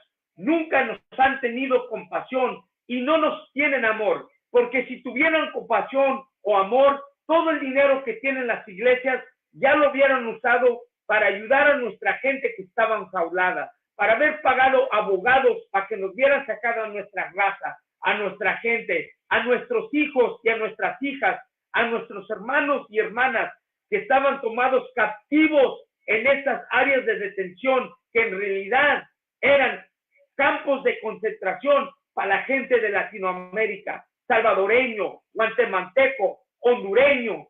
Nuestra gente, esa es la que está sufriendo. Y ellos quieren venir a enseñar una cara con decir, ay, vamos a pedir perdón por lo que hicimos y nos van a perdonar y vamos a empezar algo nuevo. No podemos empezar algo nuevo, porque ya cometiste las atrocidades que has cometido.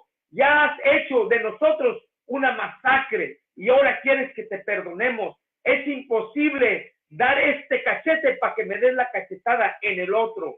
¿Cuándo vamos a entender? ¿Cuándo se nos va a quitar lo estúpido de seguir estos pasos que nos han dado una vez y otra vez y otra vez y otra vez? Es imposible. Por eso estamos aquí, para levantar la voz y decirle a nuestra gente, no más vamos a dejar que nos traten como animales bajo sus patas. We will no longer allow them to treat us like animals, thinking that we can forgive and forget. It's impossible to forgive and forget. You've already committed your atrocities. You've already done your harm and your pain, not only to them in the past, but through all our generations. Now it's time for us to continue and move forward, and it's not with an apology. It's by separating ourselves from the Catholic and Christian church and separating ourselves from an America that has done nothing but been hateful, discriminative, and murderous to our people. Our next step is to separate, and this is where we're going to do it in the ISUPK.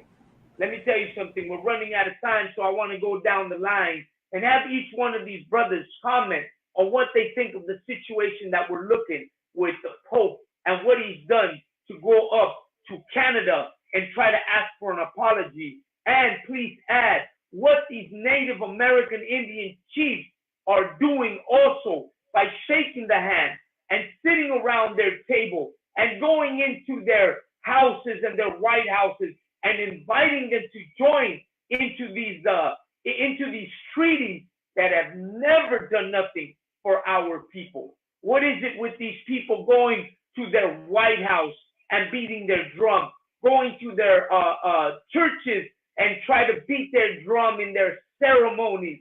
Your ceremonies have done nothing for your people. They still live in the condition that they've lived for over 500 years.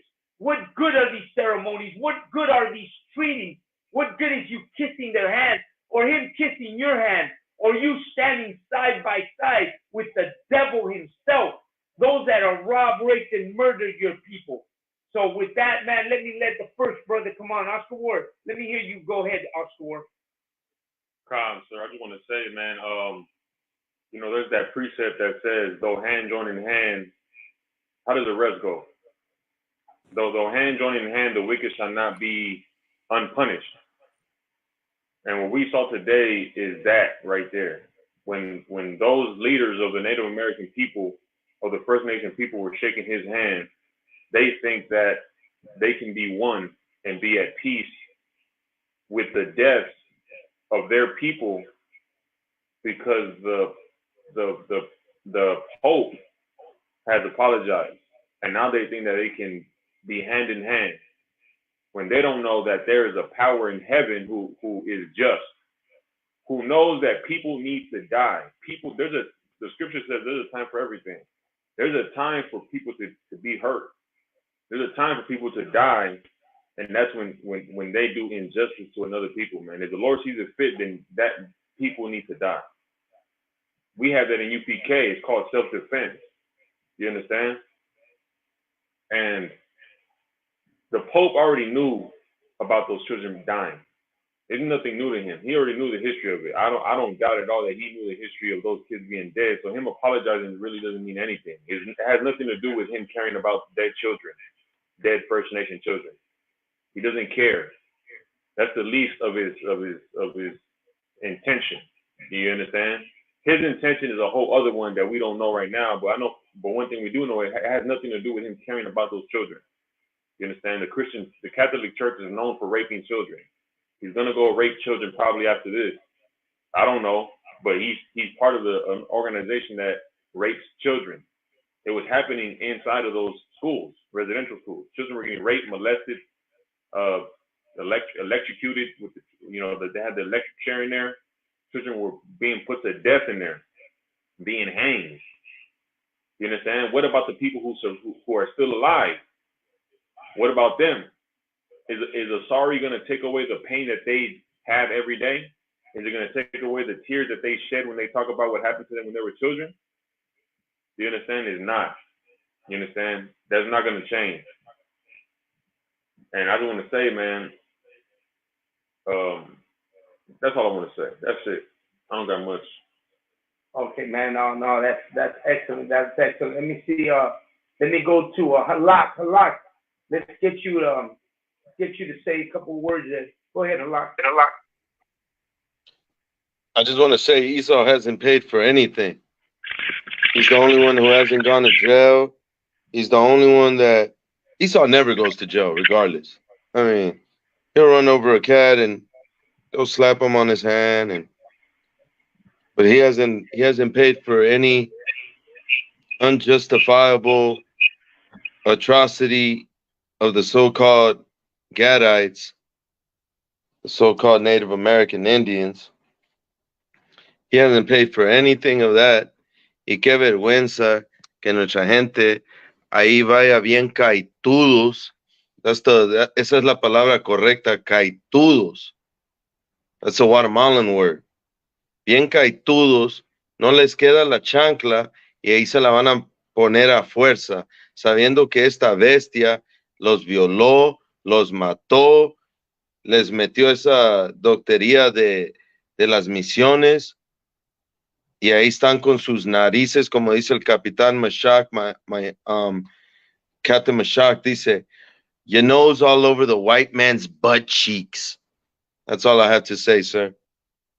Okay, Masayah, you want to get a word? Let me get Masayah. Go ahead, brother, man. Go ahead and give us a word, brother. Go ahead.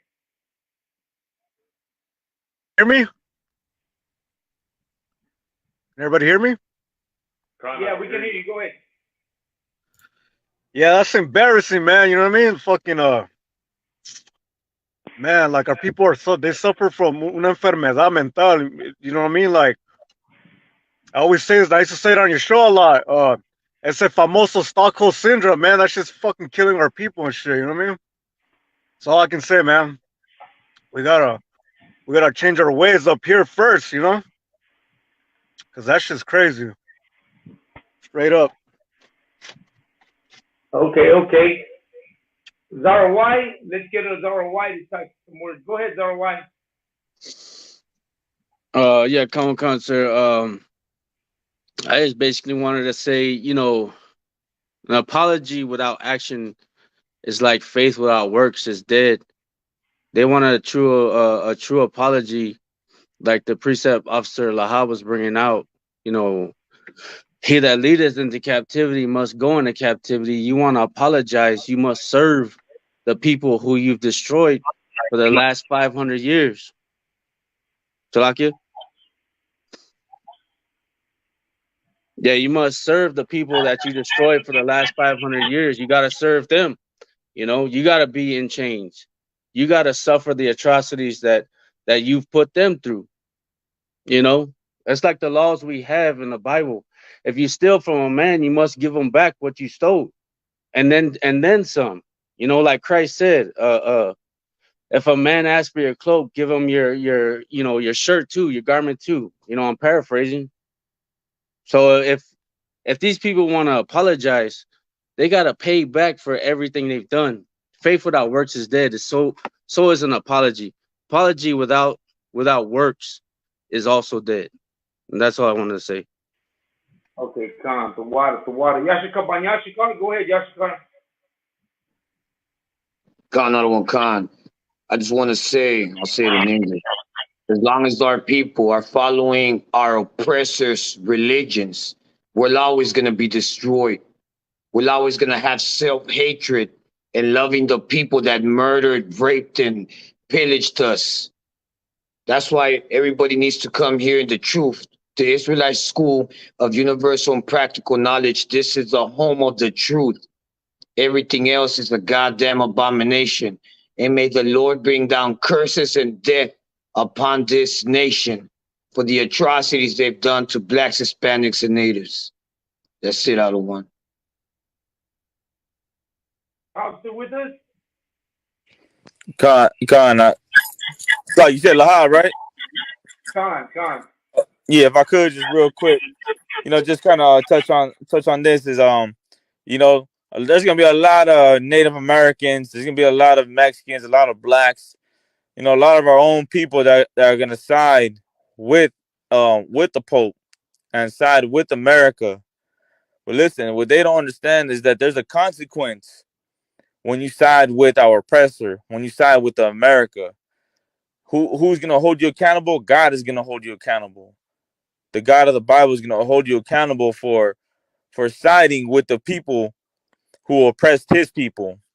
And so when God comes and judges America, when he says plagues, when he brings death, and when he brings blood, them same Gadites, those same Native Americans, those same Mexicans that love the Chicano culture and love America, man, they're gonna die too. They're gonna die with America. That red, white, and blue that they love so much, that Pope they love so much, man, that's who God hates, and the Lord gonna destroy them. And you Israelites, you so-called Mexicans and Native Americans and blacks who love them, you're gonna die with them too. You understand? But listen, you ain't gotta die. You come right up. You come right up in here. You come to the UPK under Command General Hana. This is the home of the truth, and this is the home for every Mexican, every black, every Native American Indian, every Haitian. You understand? Every South American, Central American. This is a home for you. You got to come right up in here, man, so we can give you that protection. We can give you God's protection so the angels can be with you. And so when God comes, visits America, and he destroys this country, you ain't going to get destroyed. Man, you're going to have protection, and that's what all of us need. I'm going to pass it to the next brother. Lagma. So like, y'all don't say me?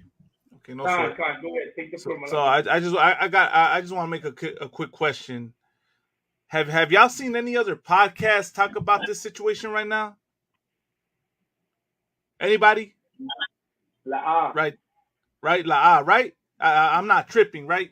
Not one other podcast has mentioned this yet, you know, and last week they were all, you know, riled up and bringing up, man, I don't know how many podcasts they were, Pro Chicano podcast, talking about, you know, Tiger.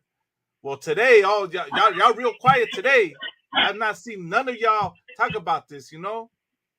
We over here at the ISUPK under Commanding General Hana, we talk about it. You know why? Because we stand with our Gadite brothers and sisters, with our First Nations, indigenous, gente indígena, our brothers and sisters. We stand with them. So my question is, man, why y'all real quiet? Y'all, I pray I start seeing some podcasts soon calling this out. Y'all so quick to call something out from the black community, right? But what about when other nations do atrocities to our brothers and sisters, right? Because them Gadites, them Native Americans, them gente indígena, they're our raza too, man. So I'm waiting to see what y'all have to say. I'm curious. And another part, man, I better not see not one of you talk about we're committing indigenous erasure. Miss me with the indigenous erasure, the cultural appropriation, calling us wabos and wabrus. Miss me with all that talk when you got indigenous chiefs putting a war bonnet on the Pope. Your people literally putting war bonnets and spiritual regalia on the Pope. But you want to come to us and talk about what we do and what we teach because, you know, you see brothers and sisters rocking, you know, indigenous gear. Talking about we're the ones doing that. Miss me with all that. Go handle that first before you talk about, because I'm over here trying to uplift you. I'm not here insulting you. I'm not here putting you down and making a mockery of your culture. I'm showing, as a contrary, I'm showing you another part of it, man. That a lot of y'all got an issue with us. But when you see this oppressor come apologize, you accept it and think it's all good. You know why? Because y'all see them as God. Because as much as a lot of you, you know, pro-indigenous and woke people on that side want to talk about you're not Christians, this just proves how much you still have Christianity engraved in your mind. How you still have the mark of the beast in your forehead, man. Because that's what it is. It's Christianity. The love for if you love America, if you're calling yourself Mexican American, and you're, you know, Native American and loving America, well, guess what? You're still a Christian. And that's what it is, man. So you really want to make a change and do something about it and really, you know, show support for your brothers and sisters? Come in here, man. Come in here in the ISUPK under Commanding General Yahana. And we're going to keep talking about it. We're going to talk about the issues plaguing our raza, plaguing our First Nations brothers and sisters, our gente indígena, our black brothers and sisters. We're going to talk about these issues that are truly affecting us, man. While everybody else worried about what's, you know, what other things, man, that's fine. But we're going to talk about the real issues plaguing us that need to be called out and need to be brought to attention. And like I said, man, all that energy that Josh had last week and the week before, I'm expecting to see it right now with this going on, man. So with that, man, I'm going to pass it to the next brother, man, to the next carnal. Like I said, man, Salaki. Go ahead, Amatazan.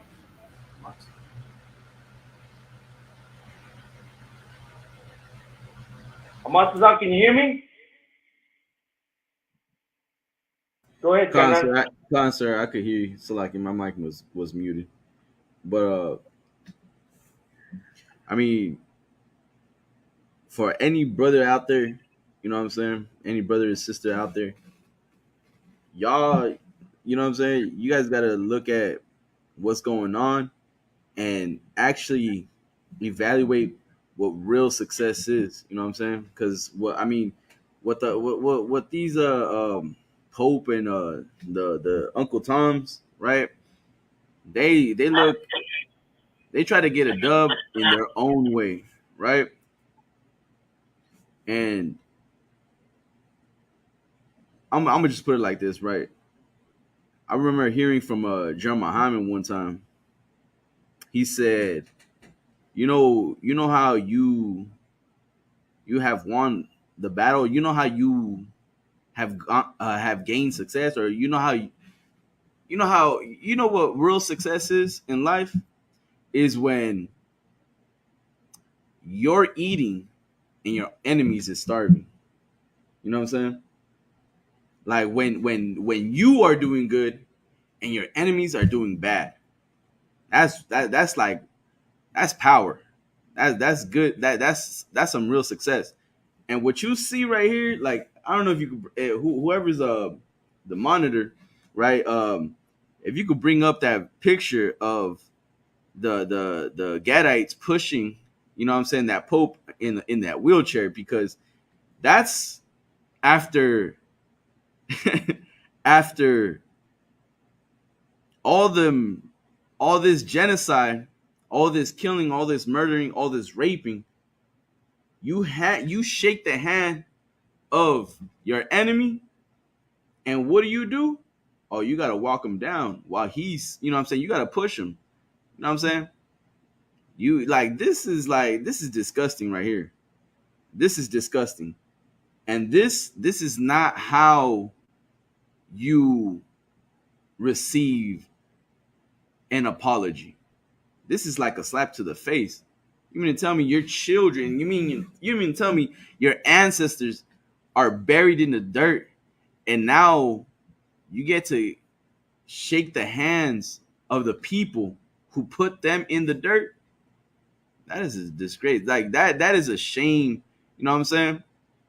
That is not how we solve these problems. That's not how we, you know what I'm saying, we solve these issues. Like all these, like every brother brought out, you know what I'm saying, a heavy point. And especially like Zarawai, you know what I'm saying, brought out a heavy point, which is actions, man. That action, that's what you see.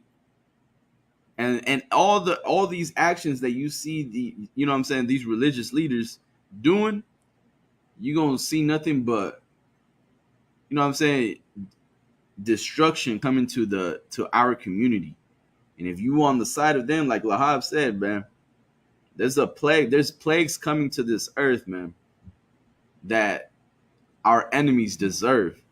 And if you do not, and if you're siding with the enemy, guess what? You're gonna receive her plagues.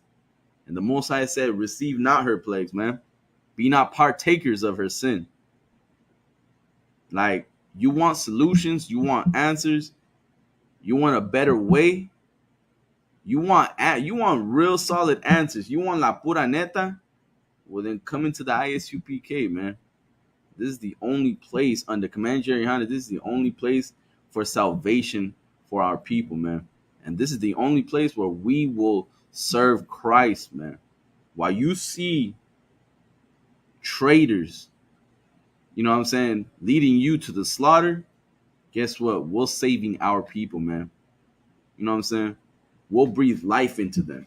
That's what we're doing here. We'll teach them the truth according to the Bible. You know what I'm saying? With that, pass it on to the next brother.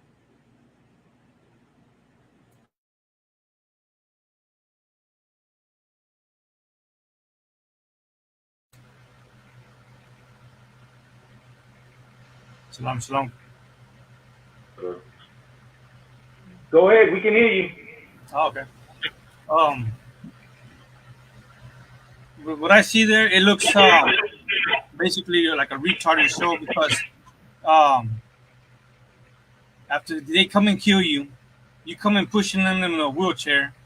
You go to the Christian churches. What did he bring to, you know, show that he apologizes? What did he bring? What did he offer? And there we are. They are pushing them down the street inside the Catholic Church with the Virgen Maria. I don't see no remorse of what he really wanted to apologize for the genocides that they committed.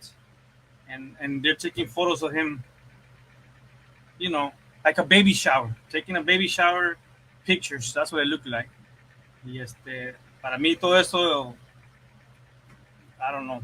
They're like I said, Stockholm syndrome. Esta gente, they forgot their history. It kind of pisses me off on how they accept them. And there needs to be an awakening of that trauma that they have there. That's a trauma.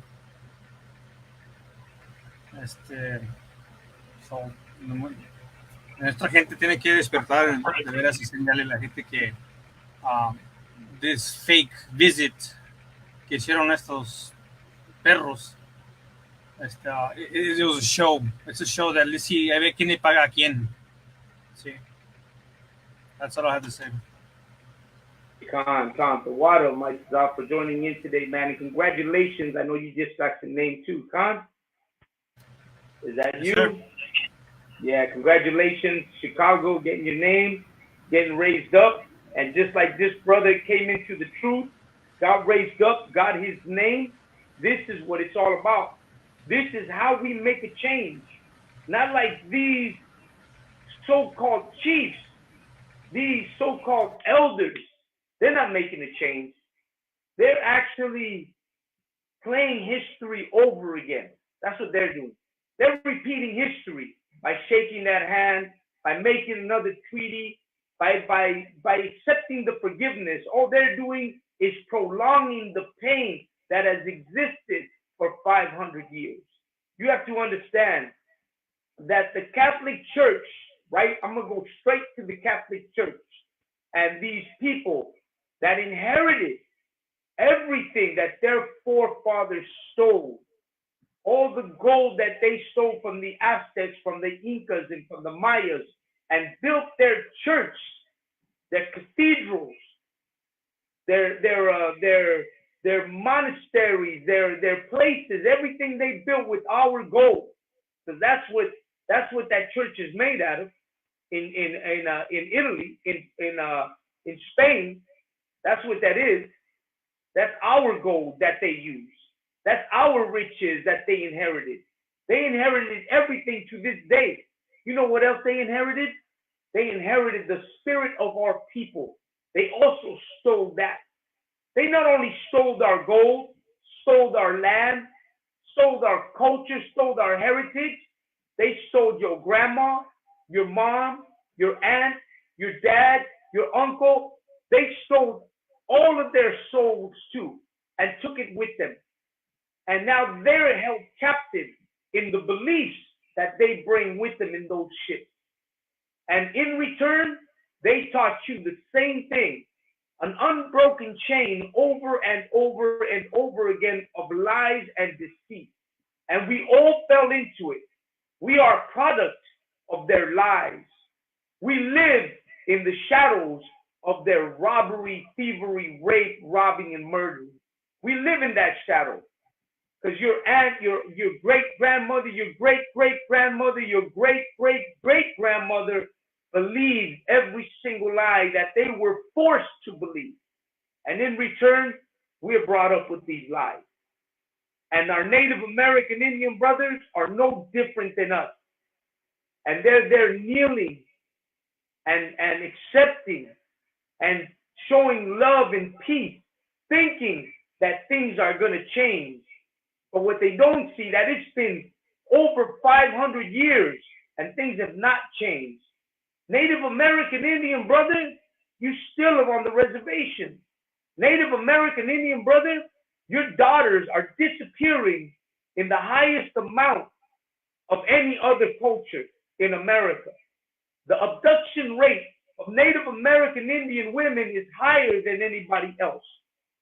Your people live on reservations that are not allowed to build houses on, not allowed to build buildings on. That's not your reservation. That's the government's reservation. And you still don't have access to everything. Your history is one of sadness, of death. Your whole history is one that every time you remember it, it should bring tears to you. It should pinch your soul, because that's what your history is. And for you to allow this man to come and even stand on your land, on your territory, on your sacred ground that you call, and even allow him to touch your hand, and furthermore, give him that war piece that you so highly take as honorable to you, is a slap in the face of all your history and all your ancestors and everything that your people died for. And every single person that's buried in that ground is today is ashamed of what you're doing. For sure. Those children that are buried there could never accept that forgiveness.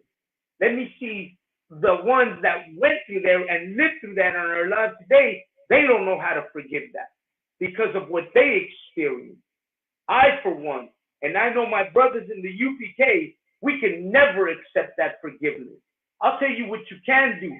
Fill the pots of the ISUPK so that we may grow and teach our people, Black, Hispanics, and Native American Indians, the true story of the atrocities that your people and your churches committed.